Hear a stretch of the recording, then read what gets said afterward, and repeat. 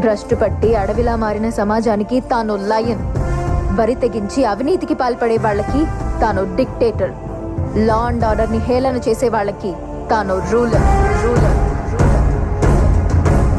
బామ్మ, ఎంతో మంది దేవుళ్ళున్నారు.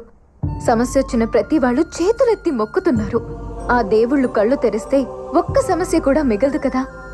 అయినా సమస్యలు తీర్చమని వాళ్ళ ప్రతినిధిగా బావ లాంటి వాళ్ళని పుట్టిస్తున్నారు అంటే దేవుడి కన్నా గొప్పవాడే. ఇంటెదురుగా దేవుణ్ణి పెట్టుకుని గుడికెళ్ళి పూజలు చేస్తున్నాం. తను నీ రక్తమే, దాన్నే నమ్మకపోతే ఎలా? నువ్వు పస్తుంటాను అంటేనే వాడు పస్తులుంటాడు. ఇల్లు నవ్వితే నవ్వుతాడు, ఇల్లు ఏడిస్తే ఆగిపోతాడు, ఈ ఇంటికి కష్టం వస్తే అడ్డంగా నిలబడతాడు. వాడి బాడీ అక్కడ ఉంటుంది, వాడి ఆత్మ ఎప్పుడు ఇక్కడే ఉంటుంది బామ్మ.